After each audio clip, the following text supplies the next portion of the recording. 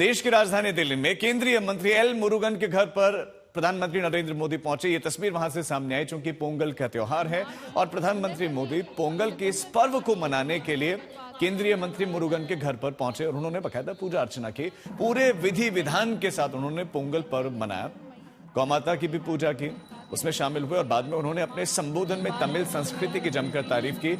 उन्होंने तमिलनाडु से जुड़े हुए अपने अनुभव को बताते हुए कहा था कि जब वो पंबन पुल के उद्घाटन के लिए रामेश्वर गए थे तब तमिल इतिहास की महानता को देखा था। हमारी तमिल संस्कृति पूरे भारत की साझा विरासत है और इतना ही नहीं, ये पूरी मानवता की साझा विरासत है।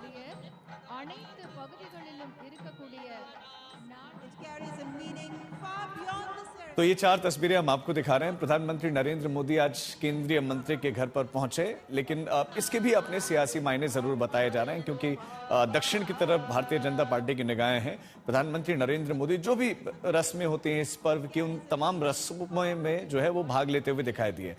पूजा की थाल भी दिखी, पूजा अर्चना करते हुए भी दिखाई दिए। फिर उसके बाद से पीएम का संबोधन भी हुआ और उस संबोधन में उन्होंने जो बातें कही अब आपको सुनाते हैं। तमिल संस्कृति दुनिया की सबसे प्राचीन जीवित सभ्यताओं में से एक है। तमिल संस्कृति सदियों को जोड़ती है। वो इतिहास से सीखकर वर्तमान को आगे का रास्ता दिखाती है। इसी प्रेरणा से आज का भारत अपनी जड़ों से शक्ति लेकर नई संभावनाओं की ओर आगे बढ़ रहा है। हमारे संवाददाता हिमांशु मिश्रा इस खबर पर हमारे साथ जुड़ गए। हिमांशु, क्या सियासी मायने हैं प्रधानमंत्री के इस कार्यक्रम में भाग लेने के? देखिए, बिल्कुल प्रधानमंत्री नरेंद्र मोदी चूंकि एल मुरुगन जो केंद्र सरकार में मंत्री हैं और सरकार में तमिलनाडु को जो है रिप्रेजेंट भी करते हैं और प्रधानमंत्री नरेंद्र मोदी हर साल पोंगल के इस अवसर पर कि एल मुरुगन के घर पहुंचते हैं और जो सांस्कृतिक कार्यक्रम होता है और जो पूजा अर्चना होती है उसमें शामिल भी होते हैं।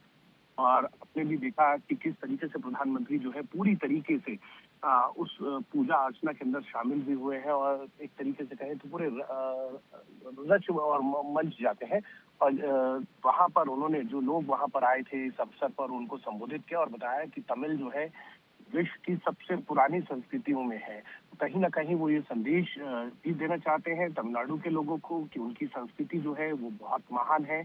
और न सिर्फ तमिलनाडु के लोग बल्कि भारत वर्ष के अंदर इस अवसर पर पोंगल हो या बिहू हो और प्रधानमंत्री नरेंद्र मोदी ने मकर संक्रांति को लेकर हर भाषाओं में जिस तरीके से जिस रीजन में जिस तरीके से मनाया जाता है उन को पत्र लिखकर भी कहा है इस महान पर्व के बारे में। और खुद पोंगल के इस अवसर पर मैंने पहले भी बताया कि हर वर्ष के एल मुरुगन जो केंद्र सरकार में मंत्री हैं उनके घर पहुंचते हैं और उस कार्यक्रम में शामिल भी होते हैं और जो प्रसाद होता है उसको भी ग्रहण करते हैं और पूजा अर्चना में भी वो पूरी तरीके से सम्मिलित होते हैं और पूजा अर्चना भी करते हैं और ये संदेश देने की कोशिश करते हैं कि पूरा भारत जो है वो एकजुट है। जी हिमांशु, बने रहे आप हमारे साथ। तो ये हम तस्वीरें दिखा भी रहे हैं प्रधानमंत्री नरेंद्र मोदी की जो कि इस पोंगल कार्यक्रम में सम्मिलित हुए और उन्होंने वहां पर पूजा अर्चना भी की, वहां पर आरती भी की और उन्होंने प्रसाद जो है खाया भी और उसके बाद से गौवंशों की भी पूजा अर्चना की, उनको भी उन्होंने भोजन खिलाया। और ये देखिए कुछ तस्वीरें, एक तस्वीर और है जहां प्रधानमंत्री केंद्रीय मंत्री के घर पर दिखाई दिए तो दूसरी तरफ आप तस्वीर देखेंगे धर्मेंद्र प्रधान है जो कि चेन्नई में पहुंचे और चेन्नई में उन्होंने इस कार्यक्रम में भाग लिया, इस पर्व को उन्होंने सेलिब्रेट किया, इस पर्व को मनाया। तो ये दो तस्वीरें दिल्ली से लेकर चेन्नई तक है। लेकिन अब मकर संक्रांति का त्योहार है, लोहड़ी का पर्व मनाया गया और उसकी भी तस्वीरें हम आपको दिखा रहे हैं। तो ये उत्सव का समय है। अब मकर संक्रांति के साथ अब गर्मियों की धीरे धीरे शुरुआत, लेकिन इसको सेलिब्रेट किया जाता है नॉर्थ में भी, साउथ में भी, अलग अलग तरह से। तो वो तस्वीरें हम आपको दिखा रहे हैं।